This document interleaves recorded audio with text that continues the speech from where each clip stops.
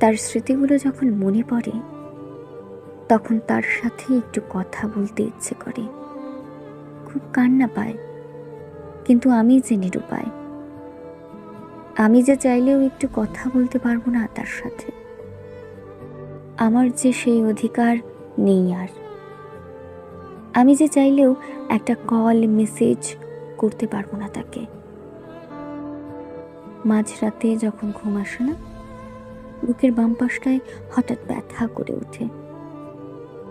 প্রিয় কিছু হারিয়ে ফেলার বেদনা যখন খুব করে পোড়ায়, বালিশে মুখ গুজে যখন ফুপিয়ে কান্না করি, কান্না জড়িত কণ্ঠে যখন দম বন্ধ হয়ে আসে, আমি যখন আর নিঃশ্বাস নিতে পারি না, তখন যে গ্যালারির কোণে লুকায়িত বিশেষ ফোল্ডারে যত্ন করে রাখা প্রিয় মানুষটির সেই হাসি মাখা মুখ দেখেই একটু শান্তি মেলে।